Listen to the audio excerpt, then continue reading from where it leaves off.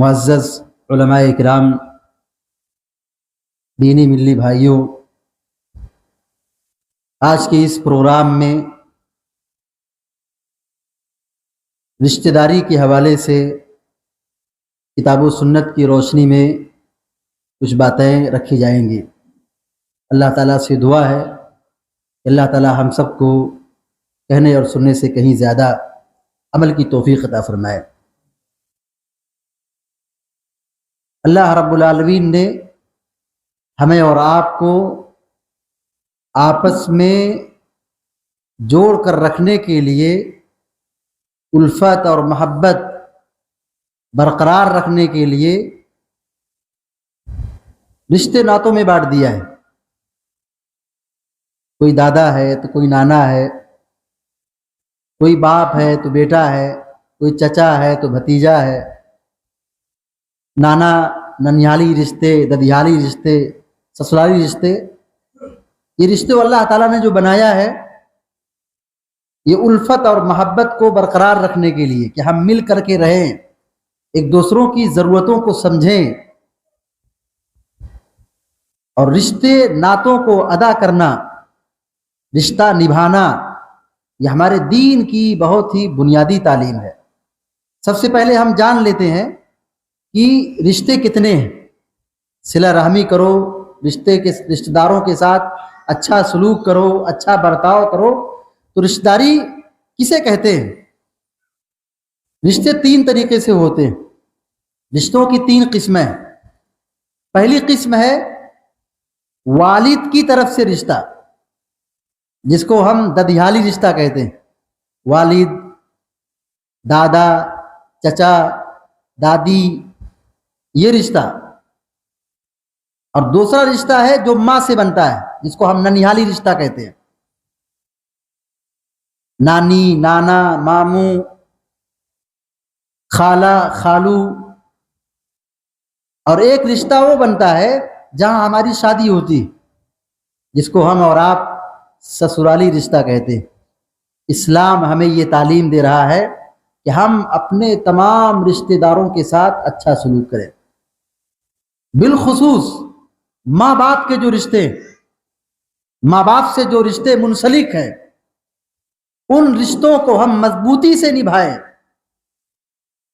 اللہ رب العالمین نے ان رشتوں کی تکمیل کے لیے اور اس کو نبھانے کے لیے، مضبوطی سے قائم رکھنے کے لیے، توحید کے بعد، ماں باپ کے حقوق کے بعد رشتوں کا ذکر کیا ہے۔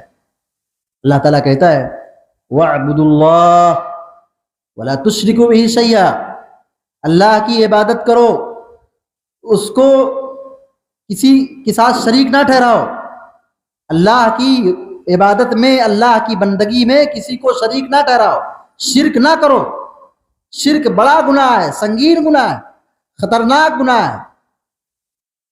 شرک سے منع کیا۔ اللہ تعالیٰ کہتا ہے وَبِالْوَالِدَيْنِ إِحْسَانًا، ماں باپ کے ساتھ، والدین کے ساتھ اچھا سلوک کرو۔ والدین کے ساتھ حسن سلوک کے بعد اللہ تبارک و تعالیٰ کہہ رہا ہے وَبِذِي الْقُرْبَى، قرابت داروں کے ساتھ اچھا سلوک کرو۔ جو رشتہ دار ہیں، جو قریبی ہیں، ان کے ساتھ اچھا سلوک کرو۔ ماں کے رشتے میں جو آتے ہیں، نانا، نانی، خالہ، خالو، ماموں، ان کے ساتھ اچھا سلوک کرو۔ ابو سے جو رشتے بنتے ہیں، چچا ہے، دادا ہے، دادی ہے، پھوپھا ہے، پھوپھی ہیں، ان رشتوں کو نبھاؤ۔ قیامت کے دن ان رشتوں کے بارے میں سوال ہوگا، بہت سنگین معاملہ ہے۔ ایسا نہیں کہ ہم نبھائیں تو اچھی بات ہے، وہ نبھا رہے ہم بھی نبھائیں، اچھی بات ہے۔ رشتہ داری کو نبھائیں، وہ نبھاتے ہم بھی ادا کریں، چل جائے گا معاملہ، ایسا نہیں ہے۔ رشتے ناتوں کو نبھانا یہ فرائض میں سے ہے، واجبات میں سے ہے۔ اگر ہم اس میں کوتاہی کے شکار ہوتے ہیں، رشتے ناتوں کو توڑتے ہیں، رشتہ داری کا حق ادا نہیں کرتے، بس سلوکی کرتے ہیں، رشتہ توڑ لیتے ہیں، اس کے بارے میں قیامت کے دن سوال ہوگا۔ پیارے نبی صلی اللہ علیہ وسلم اپنے تمام تر خطبات میں اس آیت کریمہ کی تلاوت کرتے تھے۔ خطبہ جمعہ ہو، خطبہ نکاح ہو، استسقاء کا خطبہ ہو، آپ صلی اللہ علیہ وسلم جن 3 آیتوں کی تلاوت کرتے تھے ان میں سے ایک آیت یہ ہے، یا ایھا الناس اتقوا ربکم الذی خلقکم من نفس واحدہ، اے لوگو ڈرو اپنے رب سے جس نے تم کو ایک نفس سے پیدا کیا، آدم اور حوا سے تم کو پیدا کیا، اور پھر اس سے نسل در نسل لوگوں کو وجود بخشا۔ اللہ تعالیٰ فرماتا ہے واتقوا اللہ الذی تساءلون بہ والارحام، واتقوا اللہ الذی تساءلون بہ والارحام، ڈرو اللہ سے ان رشتہ داریوں کے تعلق سے، اللہ کا تقوی اختیار کرو ان رشتہ داریوں کے تعلق سے، ارحام کے متعلق، رشتہ داریوں کے متعلق تم سے پوچھا جائے گا، سوال ہوگا، اللہ تبارک و تعالیٰ چھوڑے گا نہیں، ہم سے پوچھے گا، ہم بچ نہیں سکتے، ہماری نماز نہیں کامیاب ہوگی، ہماری عبادات ہم کو فائدہ نہیں پہنچائے گی اگر ہم اپنے رشتوں کے حقوق کما حقہ ادا نہیں کرتے ہیں، بس سلوکی کرتے ہیں، توڑتے ہیں، نافرمانی کرتے ہیں، یہ عبادت ہم کو فائدہ نہیں پہنچائے گی، جہنم کی آگ سے نہیں بچائے گی، کیونکہ جب سوال ہوگا، اللہ تبارک و تعالیٰ پوچھے گا تو معاملہ خطرناک ہے۔ اللہ تبارک و تعالیٰ ایک جگہ فرماتا ہے والذین یصلون ما امر اللہ به ان یوصل ویخشون ربهم ویخافون سوء الحساب، کہا وہ لوگ جو صلہ رحمی کرتے ہیں، رشتہ داری نبھاتے ہیں، اللہ نے جن کو جوڑنے کا حکم دیا ہے اس کو جوڑتے ہیں، وَيَخَافُونَ سُوءَ الْعَذَابِ، اور اللہ تبارک و تعالیٰ کے عذاب سے، بدترین عذاب سے وہ ڈرتے ہیں، اپنی بری عاقبت سے وہ خوف کھاتے ہیں، ڈرتے ہیں اور صلہ رحمی کرتے ہیں۔ تو وہ جو مومن ہوگا، جو ایمان والا ہوگا، تقوی شعار ہوگا، آخرت کے دن پر ایمان رکھنے والا ہوگا، وہ رشتوں کو نبھائے گا۔ من کان یؤمن باللہ والیوم الآخر، اللہ کے نبی علیہ السلام فرماتے ہیں جو آخرت کے دن پر ایمان رکھتا ہو اور اللہ پر ایمان رکھتا ہو، اس کا ایمان معتبر ہے، اس کا ایمان مضبوط ہے، تو نشانی کیا ہے؟ پیارے نبی علیہ السلام نے کہا فَلْيُكْرِمْ ضَيْفًا، وہ اپنے رشتہ داروں کے ساتھ، اپنے مہمانوں کے ساتھ تکریم کرے، اچھا سلوک کرے۔ اللہ رب العالمین سورہ محمد میں فرماتا ہے فَهَلْ عَصَيْتُمْ إِن تَوَلَّيْتُمْ أَن تُفْسِدُوا فِي الْأَرْضِ وَتُقَطِّعُوا أَرْحَامَكُمْ أُولَئِكَ الَّذِينَ لَعَنَهُمُ اللَّهُ، قریب ہے کہ تم کو زمین میں سرداری دی جائے، مالداری تم کو مل جائے، اور تم اس دولت کے نشے میں آ کر سرداری اور عہدہ و منصب کے پانے کے بعد اپنے رشتہ داروں کو بھول جاؤ، وَتُقَطِّعُوا أَرْحَامَكُمْ، اور اپنے رشتے ناتوں کو توڑ دو۔ معاملہ سنگین ہے۔ اولئک الذین لعنهم اللہ، اللہ تعالیٰ کہتا ہے یہ وہ لوگ ہیں جن کے اوپر اللہ کی لعنت برستی ہے۔ کن لوگوں پر؟ جو رشتے ناتوں کو توڑتے ہیں۔ لعنت یہ رحمت کی ضد ہے، لعنت یہ رحمت کی ضد ہے، زحمت ہے، یہ مصیبت ہے۔ یہ تو ایسے لوگوں پر اللہ کی لعنت برستی ہے جو رشتے ناتوں کو توڑنے کا کام کرتے ہیں۔ اللہ رب العالمین بنی اسرائیل سے عہد و پیمان لیا، ان عہد و پیمان میں یہ بات تھی، میثاق میں، عہد و پیمان میں یہ معاملہ تھا کہ رشتوں کو نبھانا، رشتوں کے ساتھ اچھا سلوک کرنا۔ اللہ رب العالمین فرماتا ہے وَإِذْ أَخَذْنَا مِيثَاقَ بَنِي إِسْرَائِيلَ لَا تَعْبُدُونَ إِلَّا اللَّهَ وَبِالْوَالِدَيْنِ إِحْسَانًا وَبِذِي الْقُرْبَى، ہم نے بنی اسرائیل سے عہد و پیمان لیا، قوم موسیٰ سے ہم نے وعدہ لیا۔ کس بات کا وعدہ تھا؟ کس بات کا عہد و پیمان تھا؟ عہد و پیمان یہ تھا اللہ تعبدوا الا اللہ، اللہ کی بندگی کرنا، اللہ تشرکوا بہ شیئا، بندگی ایسی ہو، عبادت ایسی ہو کہ اس کی بندگی عبادت میں کسی کو شریک نہ ٹھہرانا، شرک نہ کرنا۔ اور اللہ رب العالمین نے توحید کے بعد، عبادت کے بعد، شرک سے روکنے کے بعد جو عہد و پیمان ان سے لیا، وَبِذِي الْقُرْبَى، قرابت داروں کے ساتھ اچھا سلوک کرنا، رشتہ داروں کو نبھانا۔ یہ ہمارے دین کا اہم ترین حصہ ہے۔ پیارے نبی صلی اللہ علیہ وسلم مکی زندگی میں جہاں آپ لوگوں کو توحید کی دعوت سکھاتے تھے، توحید و ایمان کی طرف بلاتے تھے، شرک سے منع کرتے تھے، بت پرستی سے روکتے تھے، وہیں پر پیارے نبی صلی اللہ علیہ وسلم لوگوں کو مکی زندگی میں خاص طور سے رشتہ داروں کے ساتھ اچھا سلوک کرنے کی دعوت دیتے تھے۔ ابو سفیان رضی اللہ تعالیٰ عنہ سے سوال ہوا ہرقل کے دربار میں، جو نبی تمہارے پاس آئے، محمد جو تمہارے پاس تشریف لائے، ان کی دعوت کیا ہے؟ وہ کس کی طرف دعوت دیتے ہیں؟ ان کا پیغام کیا ہے؟ ان کا میسج کیا ہے؟ ابو سفیان رضی اللہ تعالیٰ عنہ اس وقت مسلمان نہیں تھے، لیکن سچائی دیکھیے، امانت داری دیکھیے، خودداری دیکھیے، وہ ہرقل کے بادشاہ کے دربار میں وہ برملا یہ اقرار کرتے، یہ اعتراف کرتے ہیں کہ نبی علیہ الصلوۃ والتسلیم ہمیں توحید کی دعوت دیتے ہیں، بتوں کی بندگی سے روکتے ہیں، شرک سے روکتے ہیں، اور رشتہ داروں کے ساتھ اچھا سلوک کی دعوت دیتے ہیں۔ بادشاہ نجاشی کے دربار میں حضرت جعفر طیار رضی اللہ تعالیٰ عنہ بھی اسلام کی جو نمائندگی کرنے والے تھے، اسلام کی خوبیوں کو جو بیان کرنے والے تھے، جب وہ دربار میں کھڑے ہوئے اور بادشاہ نے پوچھا اسلام کی پکار کیا ہے، نبی کی دعوت کیا ہے، بادشاہ نجاشی کے دربار میں سیدنا جعفر طیار رضی اللہ تعالیٰ عنہ یہی اعتراف کرتے ہیں کہ ہم جس اسلام کے ماننے والے ہیں، جس رسول کی دعوت کو ہم نے قبول کیا ہے، ہم مسلمان ہوئے ہیں، ہم مسلمانوں کی خصوصیت یہ ہے، ہمارے اسلام کی دعوت یہ ہے کہ ہمارا اسلام ہم کو یہ کہتا ہے، ہمارے نبی یہ دعوت دیتے ہیں کہ ہم اللہ کی بندگی کریں، شرک نہ کریں، بتوں کی بندگی نہ کریں، ہم مردار نہ کھائیں، چوری نہ کریں، زناکاری نہ کریں، سود نہ کھائیں، اور ہمارا دین اور ہمارا اسلام، ہمارے نبی یہ کہتے ہیں رشتہ داری کو نبھاؤ، رشتہ داروں کے ساتھ اچھا سلوک کرو۔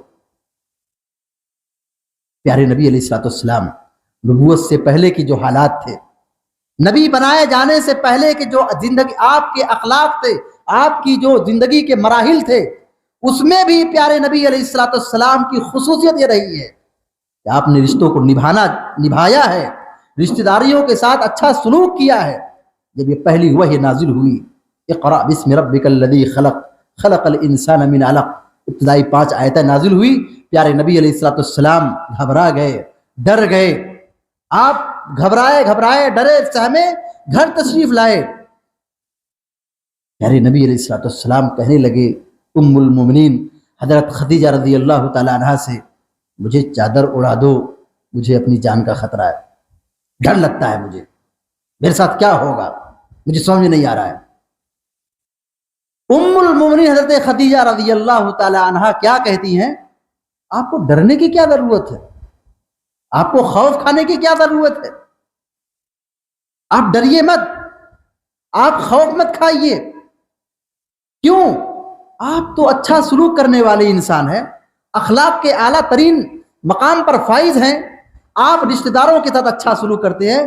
کَلَّا لَن يُخْزِيَكَ اللَّهُ أَبَدًا، ہرگز نہیں، تسلی دے رہی ہیں ام المومنین حضرت خدیجہ رضی اللہ تعالیٰ عنہا، پیارے نبی صلی اللہ علیہ وسلم کو تسلی دے رہی ہے، سمجھا رہی ہے، نصیحت کر رہی ہیں۔ آپ یہ کہتے ہو کہ مجھے جان کا خطرہ ہے، ڈر ہے، ہرگز نہیں، قطعاً نہیں، کبھی نہیں ایسا ہوگا۔ اللہ آپ کو رسوا نہیں کرے گا، اللہ آپ کو برباد نہیں کرے گا، ہلاک نہیں کرے گا۔ آپ کیا کہتے؟ مجھے اپنی جان کا خطرہ ہے، ایسا نہیں ہوگا۔ کیوں؟ اِنَّكَ لَتَصِلُ الرَّحِيمَ، کیونکہ آپ صلہ رحمی کرتے ہو، رشتہ داروں کے ساتھ اچھا سلوک کرتے ہو، اللہ آپ کو ضائع نہیں کرے گا، اللہ آپ کو رسوا نہیں کرے گا۔ آپ تو یتیموں کو، کمزوروں کو، بے کسوں کا سہارا ہیں، آپ درمادہ لوگوں کا بوجھ اٹھاتے ہیں، آپ اچھے اخلاق والے ہیں، یہ گواہی دی، یہ تسلی دی۔ پیارے نبی علیہ السلام کا اخلاق یہ ہمیں سکھا رہا ہے، آپ کی تعلیم ہمیں بتا رہی ہے کہ ہم رشتہ داروں کے ساتھ اچھا سلوک کریں، اس لیے کہ رشتہ داروں کے ساتھ اچھا سلوک کرنے سے آدمی کی جان اور مال کی حفاظت ہوتی ہے، اللہ تعالیٰ حفاظت کرتا ہے۔ اللہ رب العالمین ان لوگوں کو آباد رکھتا ہے جو اپنے رشتہ داروں کے ساتھ اچھا سلوک کرنے والے ہیں، ان کو رسوا نہیں کرتا ہے۔ ایسے لوگوں پر اللہ کی خاص مدد ہوتی ہے جو رشتہ داروں کے ساتھ اچھا سلوک کرتے ہیں. لیس الواصل بالمکافی، پیارے نبی علیہ الصلوۃ والسلام نے فرمایا رشتے ناتوں کو جوڑنے کا مطلب یہ نہیں کہ وہ ہمارے ساتھ صلہ رحمی کر رہا تھا ہم صلہ رحمی کریں، یہ تو بدلہ بدلی ہو گیا، یہ ادلا بدلا ہے. حقیقی صلہ رحمی کیا ہے کہ اگر ہمارا کوئی رشتہ دار ہم سے روٹھتا ہے، ناراض ہوتا ہے، الگ ہوتا ہے، ہم جوڑنے کی کوشش کریں، ہم ملانے کی کوشش کریں. اور اگر ایک صحابی نے کہا کہ ہم اس کے ساتھ اچھا سلوک کرتے لیکن وہ ہمارے ساتھ ایسے ہی بس سلوکی کرتا ہے. پیارے نبی علیہ الصلوۃ والسلام یہ تعلیم دے رہے کہ برابر اگر تم لگے رہے، اگر تم اپنی رشتہ داری کے ساتھ اچھا سلوک کرنے میں لگے رہے، ڈٹے رہے اس میں، گرچہ سامنے والا ہم کو نہیں پہچانتا ہے، اچھا سلوک نہیں کرتا ہے، وہ الگ رہتا ہے، اعراض کرتا ہے، منہ موڑتا ہے، صحیح سے بات نہیں کرتا ہے، خاطرداری نہیں کرتا ہے، تواضع نہیں کرتا ہے، اگر تم برابر اس کے پیچھے لگے رہے، جوڑنے کی کوشش کرتے رہے، تو اللہ تعالیٰ کی مدد تمہارے ساتھ شامل حال ہوتی ہے، اللہ کی مدد نازل ہوتی ہے. اللہ کے نبی علیہ الصلوۃ والسلام نے فرمایا لا يدخل الجنت قاطع، رشتے ناتوں کو توڑنے والا جنت میں داخل نہیں ہوگا. اگر ہم جنت چاہتے ہیں تو اپنی انا کی قربانی دیں. رشتوں میں کبھی کسی معاملے میں ناراضگی ہو جائے، کبھی اختلاف ہو جائے، اور یہ ہر گھر کا معاملہ ہے، اور آج کے ماحول میں تو یہ ایک بہت سنگین معاملہ ہے کہ تھوڑی سی بات ہوئی، تھوڑی سی ناراضگی ہو گئی، کچھ نہیں ہوا تھا، بس اس کو لوگ بات کا پتنگڑ بنا کر کے بس رشتہ داری توڑ دیتے ہیں. صلہ رحمی کا ہمارے دین میں رشتے کو نبھانے کے لیے ہمارے دین نے بڑی تاکید کی ہے. ہم اپنے مال سے ان کو خرچ کریں، صدقہ دیں، ہدیہ دیں. اگر ہم ایک عام فقیر، مسکین، غریب دوسرے کو ہم صدقہ دے رہے ہیں تو صدقہ ہے، لیکن وہی صدقہ ہم اگر اپنے رشتہ دار کو دیتے ہیں تو اس میں ڈبل ثواب ملتا ہے، ایک صلہ رحمی کا اور دوسرا صدقے کا. پیارے نبی علیہ الصلوۃ والسلام نے بھی فرمایا کہ رشتے ناتوں کو جوڑو، جنت میں سلامتی کے ساتھ داخل ہو جاؤ. مدینہ منورہ کے اندر پیارے نبی صلی اللہ علیہ وسلم داخل ہوئے، اور ابھی وہاں پہنچے ہی ہے کہ پہلی حدیث مدینہ کی یا ایھا الناس افشوا السلام وصلوا الارحام وصلوا باللیل والناس نیام. اے لوگو، سلام کو عام کرو، سلام پھیلاؤ، سلام کرو، سلام کو زندہ کرو، سلام کرتے رہا کرو، سلام پھیلاؤ. وصلوا الارحام، آپ نے کہا صلہ رحمی کرو، رشتوں کو جوڑو، رشتوں کو توڑو مت، جوڑنے کی کوشش کرو، جوڑو رشتہ داری کو. وصلوا باللیل والناس نیام، اور رات میں اٹھ کر کے نماز پڑھو.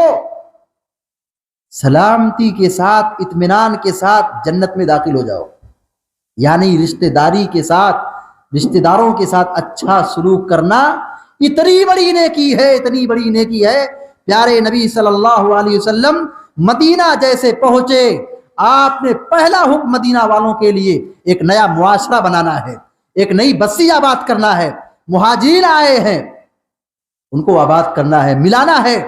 رشتے ناتوں کو جوڑنے کا حکم دیا، کہا رشتے ناتوں کو، رشتہ داری کو جوڑو، سلامتی کے ساتھ جنت میں داخل ہو جاؤ.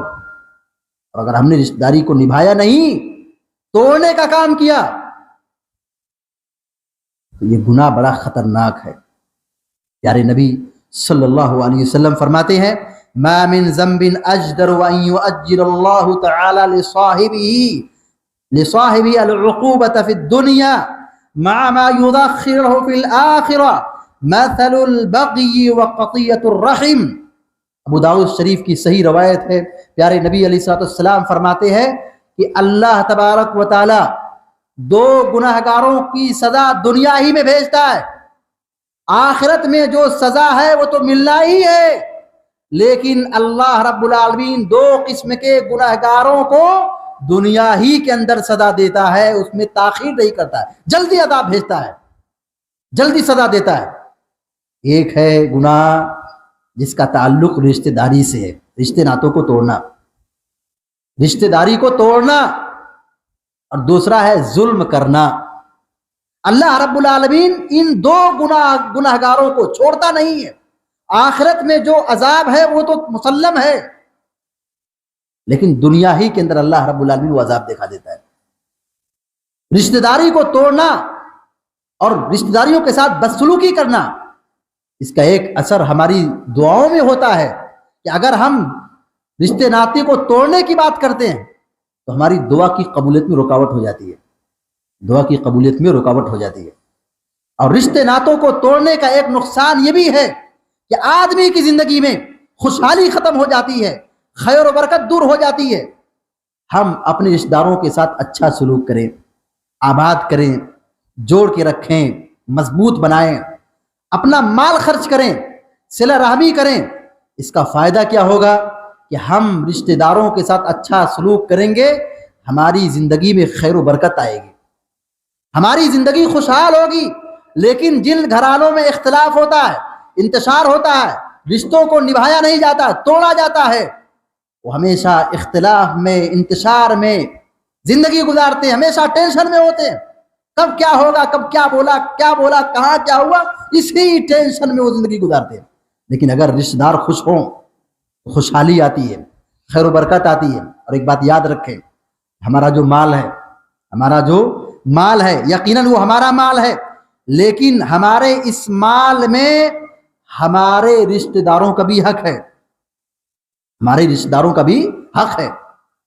مال تو ہمارا ہے، مال ہمارے قبضے میں ہے، مال کے اختیار ہم، مختار ہم ہیں، مالک ہم ہیں، لیکن اس مال میں اللہ رب العالمین نے ہمارے رشتہ داروں کا بھی حق رکھا ہے کہ ہم رشتہ داروں کو دیں، ایسے ہی دیں، ہدیہ دیں، صدقہ دیں، ایسے ہی خرچ کریں۔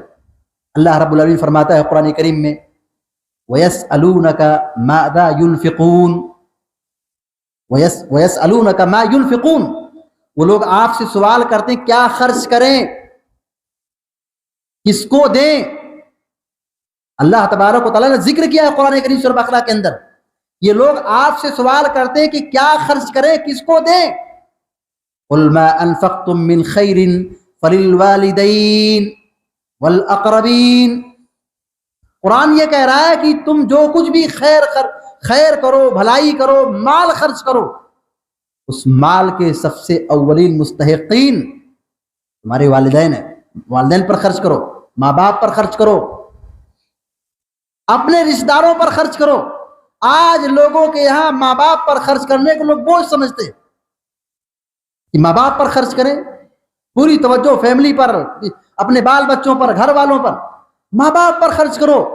یہ قرآن نے ہمیں سبق دیا ہے، یہ تعلیم دی ہے کہ ہمارے مال میں ماں باپ کا بھی حق ہے، ہمارے رشتہ داروں کا بھی حق ہے۔ بتائیے وہ لوگ جو اپنے مال کا حساب لگا کر کے، مال کما کر کے اپنے رشتہ داروں پر خرچ کرتے ہیں، بھائی بہنوں کو دیتے ہیں، اپنے رشتہ داروں پر خرچ کرتے ہیں، امی کے رشتہ داروں پر خرچ کرتے ہیں، خالہ خالو نانی نانا ماموں پر خرچ کرتے ہیں، ادھر ابو کے رشتہ داروں پر خرچ کرتے ہیں، چچا ہیں، پھوپھی پھوپھا ہیں، دادا دادی ان پر خرچ کرتے ہیں۔ یقین مانیے، آپ تجربہ کر کے دیکھیے، ایسے گھرانوں میں خیر و برکت ہوتی ہے۔ یہ اللہ تعالیٰ کا ایک خاص انعام ہے۔ پیارے نبی صلی اللہ علیہ وسلم نے فرمایا من سرہ ان یبسط لہ فی رزقی وان ینسأ لہ فی اثری فلیصل رحمہ، بخاری شریف کی روایت ہے۔ پیارے نبی علیہ السلام نے فرمایا جس کو یہ خوشی ہو، جو یہ چاہتا ہو کہ اس کی زندگی بڑھا دی جائے، اس کی عمر میں اضافہ کر دیا جائے، اور اس کے مال میں کشادگی کر دی جائے، خیر و برکت نازل کر دی جائے، مال میں اضافہ کر دیا جائے، مال بڑھا دیا جائے، جو یہ چاہتا ہے، جس کو یہ خوشی ہو کہ اس کے مال میں اضافہ ہو، مال میں برکت ہو، اس کی زندگی میں اضافہ ہو، زندگی میں عمر میں برکت ہو، کیا کرنا ہے اس کو؟ فَلْيَصِلْ رَحِمَهُ، چاہیے کہ وہ اپنے رشتہ داروں کے ساتھ صلہ رحمی کرے، رشتے ناتوں کو جوڑے۔ جب ہم کہتے ہیں صلہ رحمی کرو، رشتے ناتوں کو جوڑو، کیا مطلب ہے؟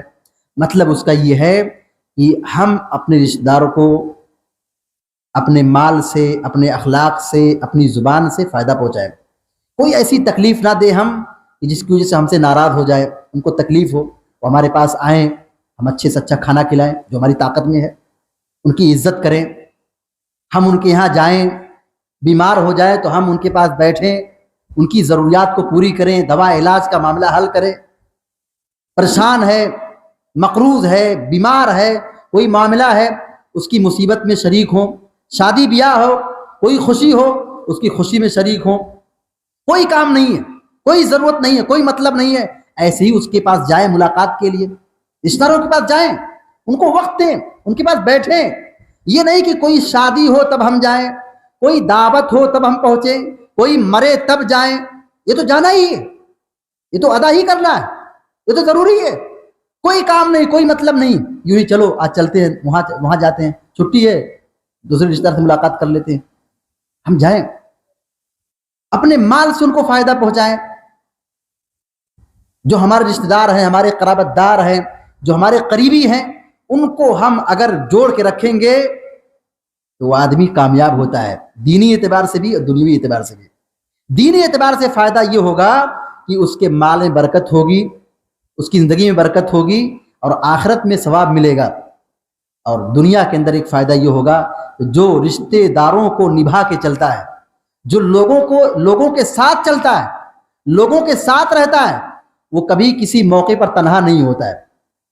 وہ آدمی جو رشتوں کو نبھانا جانتا ہے، رشتہ داری کا حق ادا کرتا ہے، تو ایسے موقع پر جب اگر کوئی پریشانی آ جائے تو تنہا نہیں ہوتا ہے، چاروں طرف سے لوگ، اس کے رشتہ دار لوگ دوڑتے ہیں، اس کی مدد کرتے ہیں اور اس کی مصیبت کو دور کرتے ہیں۔ لیکن اگر کوئی آدمی رشتہ داری کو نہیں نبھاتا ہے، توڑتا ہے، سب سے بالکل الگ تھلگ رہتا ہے، تو اس کی مصیبت میں کون جائے گا؟ یہ زندگی ہے، کبھی آدمی خوشحال ہوگا، کبھی پریشان ہوگا، کبھی بیمار ہوگا، کبھی مال کی کمی ہوگی، محتاجگی ہوگی۔ ہم اگر اپنے لوگوں کو اپنے ساتھ رکھیں گے یہ فائدہ ہوگا کہ اگر ہمارے پاس کوئی مصیبت آتی ہے، کوئی پریشانی آتی ہے، تو کوئی آئے یا نہ آئے، ہمارے رشتہ دار سب سے پہلے ہماری مجبوری کو، ہماری پریشانی کو جانتے ہیں اور ہماری مدد کریں گے، ہمارے کام آئیں گے۔ لیکن کوئی اپنے سے روٹھ جائے، اپنوں سے ناراض ہو جائے تو اس کا نقصان اپنی زندگی میں خود جھیلتا ہے۔ اور ایک طریقے سے آپ دیکھیں، تجربہ کر کے دیکھیے، ایسے لوگ ہمیشہ ڈپریشن کے شکار ہوتے ہیں، جو رشتے کو توڑنا جانتے ہیں، رشتہ داری ادا نہیں کرتے ہیں، ایسے لوگ مالی اعتبار سے حقیقت میں پریشان ہوتے ہیں۔ وہ لوگ جو اپنے ماں باپ پر نہیں خرچ کرتے، اپنے رشتہ داروں کے ساتھ اچھا سلوک نہیں کرتے، ایسے لوگوں کی زندگی کو قریب سے دیکھ لیجئے، یہ چیز آپ کو ضرور نظر آئے گی۔ کیا کماتے ہیں یہ مت دیکھو، کتنا ان کا انکم ہے مت دیکھو، ان کی زندگی کو دیکھ لیجئے، پڑھ لیجئے۔ جو رشتوں کو توڑتے ہیں اور رشتہ داری کا حق ادا نہیں کرتے ہیں، اپنوں سے الگ تھلگ ہو جاتے ہیں، تو ایسے لوگوں کی طرف سے ایک اللہ کی مار ملتی ہے کہ وہ مالی اعتبار سے مفلوج ہو جاتے ہیں، مالی تنگی کے شکار ہو جاتے ہیں۔ کیونکہ حدیث میں یہ کہا گیا کہ جو آدمی یہ چاہتا ہے کہ اس کے مال میں کشادگی کر دی جائے، اس کی زندگی میں بڑھا دیا جائے، چاہیے کہ وہ صلہ رحمی کرے۔ صلہ رحمی بہت ضروری ہے۔ ناراض ہیں، جو ہمارے رشتہ دار ناراض ہیں کسی وجہ سے، ہم معافی مانگ لیں، ہم ہی چھوٹے بن جائیں ان کے سامنے، معافی مانگ لیں، رشتہ داری کو جوڑنے کی کوشش کریں۔ اور ہماری شریعت میں یہ حکم دیا گیا ہے، خاص طور سے وہ رشتہ دار جو ہم سے روٹھ گئے ہیں، ہم ان کو صدقہ دیں۔ پیارے نبی علیہ الصلوۃ والسلام نے فرمایا، افضل الصدقۃ علی ذی الرحم الکاشح، سب سے افضل صدقہ کیا ہے؟ جو ہمارا رشتہ دار ناراض ہو گیا اس کو صدقہ دے۔ بھائی اگر اس حدیث پر اگر آدمی کوئی عمل کرے تو برسوں کے جو رشتے ٹوٹے ہیں چٹکیوں میں ہم حل کر سکتے ہیں۔ ہم احسان کریں گے، یہ احسان، یہ ہمارا سلوک اس کو مجبور کر دے گا کہ وہ ہم سے قریب ہوگا، وہ جو رشتہ وہ توڑ کے بیٹھا ہے وہ آ کر کے ملے گا، وہ ہم سے قریب ہوگا، صلح کر لیں۔ دیکھیے ام المومنین حضرت عائشہ صدیقہ رضی اللہ تعالی عنہ، کتنی منقبت اور ان کی فضیلت ہے، کتنی قربانیاں ہیں ان کی۔ پیارے نبی علیہ الصلوۃ والسلام کی چہیتی بیوی تھی ام المومنین رضی اللہ تعالی عنہ، ابوبکر صدیق رضی اللہ تعالی عنہ کی بیٹی ہے۔ ابوبکر صدیق رضی اللہ تعالی عنہ کا مقام دیکھیے کہ امت میں انبیاء کے بعد سب سے اعلیٰ مقام ابوبکر صدیق رضی اللہ تعالیٰ عنہ کا ہے۔ کچھ معاملات ہو گئے. حضرت عائشہ صدیقہ رضی اللہ تعالیٰ عنہ پر زنا کا الزام کچھ اپنوں نے لگایا, کچھ غیروں نے لگایا. مصطح رضی اللہ تعالیٰ عنہ مہاجر تھے, غریب تھے, ابوبکر صدیق رضی اللہ تعالیٰ عنہ کے رشتے میں تھے. کچھ منافقوں نے, بلکہ سارے منافقوں, اکثر منافقوں نے اس ہوا کو کھڑا کیا, بدکاری کا الزام لگایا, اور ان کی فتنے کی آگ میں بعض صحابہ اکرام بھی ان سے غلطی ہو گئی. حسان بن ثابت رضی اللہ تعالیٰ عنہ, مصطح رضی اللہ تعالیٰ عنہ. ابوبکر صدیق کو جب یہ بات معلوم ہوئی کہ الزام لگانے والوں میں کوئی ہمارے رشتے میں بھی ہے, مصطح رضی اللہ تعالیٰ عنہ ان کے رشتے میں آتے تھے, ابوبکر صدیق رضی اللہ تعالیٰ عنہ نے قسم کھا لی, اللہ کی قسم آج سے میں مصطح پر خرچ نہیں کروں گا, مصطح پر خرچ نہیں کروں گا. کیوں؟ میں زندگی بھر اپنی بساط اور اپنی طاقت کے مطابق میں نے ان کو کھلایا, میں نے ان پر راشن دیا, ان کو صدقہ دیا, خرچ کیا, ان کا سپورٹ کیا. اب وہی میری بیٹی پر الزام لگا رہے ہیں. سوچئے ایک باپ کو کتنی تکلیف ہوگی. ہم اور خود اپنے آپ کے بارے میں سوچیں, اگر کوئی ہمارے گھرانے میں ایسی کوئی حرکت کر دے, ہمارے گھرانوں کے تعلق سے کوئی ایسی گھٹیا حرکت کرے, ہم کتنا ناراض ہوں گے, کیا اس کو بخشیں گے؟ لیکن ایمان کیا کہتا ہے, تقوی کیا کہتا ہے, حدیث کیا کہتی ہے, صحابہ کا عمل کیا کہتا ہے؟ ابوبکر صدیق رضی اللہ تعالیٰ عنہ قسم کھا لیے, کیا کہتے ہیں؟ اللہ کی قسم میں مصطح پر خرچ نہیں کروں گا, کیونکہ انہوں نے میری بیٹی پر زنا کا الزام لگایا. پہلے خرچ کرتے تھے, اب نہیں خرچ کروں گا. اللہ رب العالمین نے قرآن کریم کی آیت نازل فرمائی, وَلَا يَأْتَلِ أُولُو الْفَضْلِ مِنْكُمْ وَالسَّعَةِ أَنْ يُؤْتُوا أُولِي الْقُرْبَى وَالْيَتَامَى وَالْمَسَاكِينَ وَلِلْمُهَاجِرِينَ فِي سَبِيلِ اللَّهِ. کہا کہ جو عزت والے ہیں, شرف والے ہیں, بزرگ ہیں, فضیلت والے ہیں, مال والے ہیں, یہ قطعاً قسم نہ کھائیں اس بات کی وہ غریبوں پر, کمزوروں پر, مہاجروں پر, رشتہ داروں پر, ہجرت کرنے والوں پر خرچ نہیں کریں گے, یہ قسم نہ کھائیں. اللہ رب العالمین یہ کہہ رہا قسم نہ کھائیں, اور قسم کھا جا. وہ صدیق قسم کھا چکے تھے. اور جب یہ آیت نازل ہوئی, اللہ کے نبی علیہ الصلوۃ والسلام نے پڑھ کر کے ان کو سنائی کہ اللہ تعالیٰ کا یہ فرمان نازل ہوا ہے. اللہ نے آگے کیا کہا, فَلْيَعْفُوا وَلْيَصْفَحُوا أَلَا تُحِبُّونَ أَن يَغْفِرَ اللَّهُ لَكُمْ. معاف کر دو, جانے دو, چھوڑ دو, درگزر کر دو. کیا تم یہ نہیں چاہتے کہ اللہ تمہیں معاف کر دے؟ کیا تم یہ نہیں چاہتے کہ اللہ بھی تمہیں معاف کر دے؟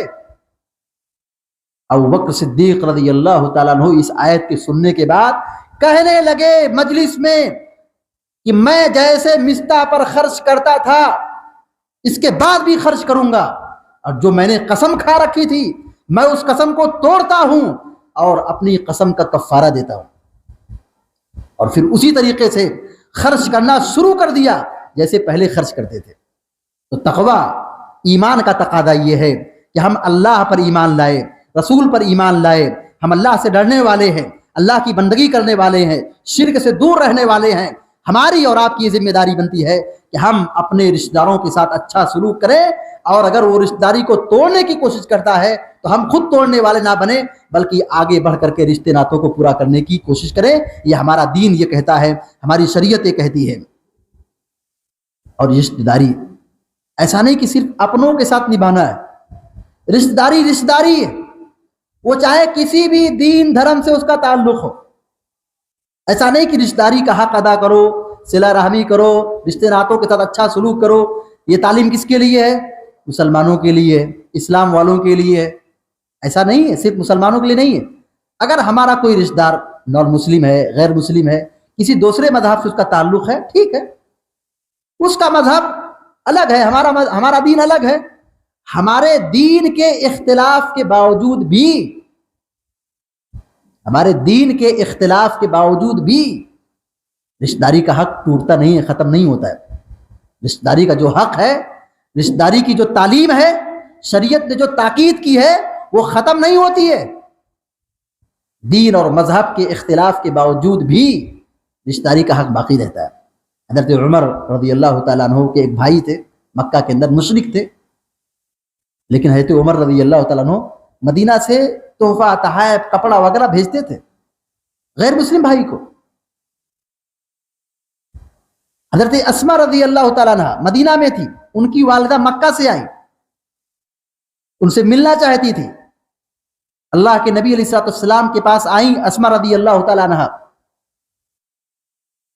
جو حضرت عائشہ صدیقہ کی بہن ہے، ابوبکر صدیق کی بیٹی ہیں۔ اسما رضی اللہ تعالیٰ عنہ پوچھتی ہیں کہ میری ماں مجھ سے ملنا چاہتی ہے اور وہ بھی اپنے پرانے دین پر باقی ہیں، مشرک ہیں، تو کیا میں ان سے ملوں، ان سے ملاقات کروں، رشتہ داری کا جو حق ہے ادا کروں؟ پیارے نبی علیہ الصلوۃ والسلام نے خاص تعلیم دی، کہا کہ صلہ رحمی کرو۔ ہمارا دین یہ نہیں کہتا ہے کہ دین کے اختلاف کی بنیاد پر، عقیدے کے اختلاف کی بنیاد پر رشتہ داری کو توڑ دو، الگ ہو جاؤ، نہیں، عقیدے اور دین کے اختلاف کے باوجود بھی رشتہ داری کا جو حق ہے وہ حق ختم نہیں ہوتا ہے بلکہ اسے پورا کرنا رہتا ہے۔ اللہ کے نبی علیہ الصلوۃ والسلام رشتہ داری کے حوالے سے فرماتے ہیں الرحم سجنۃ من الرحمن، رشتہ داری یہ رحمان سے مشتق ہے، رحیم یہ رحمان سے نکلی ہے۔ فقال اللہ تعالی، اللہ تبارک و تعالیٰ کہتا ہے من وصلکی وصلت، اے رشتہ داری تجھ کو جو جوڑے گا میں بھی جوڑوں گا، تیرے ساتھ جو اچھا سلوک کرے گا میں بھی اس کے ساتھ اچھا سلوک کروں گا، ومن قطعکی قطعتہ، اور اے رشتہ داری جو تجھ کو جوڑ دے، جو تم کو توڑ دے، اللہ تبارک و تعالیٰ کہتا ہے میں بھی اس کو توڑ دوں گا، جو جوڑے گا میں جوڑوں گا، اور جو تجھ کو توڑے گا میں اس کو چھوڑوں گا نہیں، توڑ دوں گا۔ تو ہماری اور آپ کی یہ کوشش ہو کہ ہم اپنے رشتہ داروں کے ساتھ اچھا سلوک کریں۔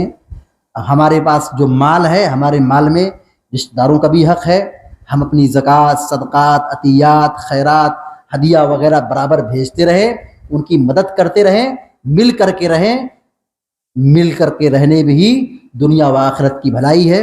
رشتہ داری کو توڑنا بڑا سنگین جرم ہے، اس کا نقصان یہ ہوتا ہے کہ آدمی اس دنیا ہی کے اندر خود کو تنہا محسوس کرتا ہے مصیبت کے موقع پر۔ لہذا ہماری اور آپ کی ذمہ داری بنتی ہے کہ ہم رشتہ داری کے جو اسلامی تقاضے ہیں، اسلام کی جو تعلیمات ہیں، ان کو ہم پڑھیں، سیکھیں، جانیں اور اس کے مطابق عمل کرنے کی کوشش کریں۔ دعا ہے رب العالمین سے کہ اللہ تبارک و تعالیٰ ہم کو، آپ کو اور سارے مسلمانوں کو رشتہ داری کے حقوق کو ادا کرنے کی توفیق عطا فرمائے، اور دنیا میں جب تک زندہ رکھے ایمان اور توحید پر ہم سب کو قائم رکھے، اور ہمارا خاتمہ اسی ایمان پر ہو۔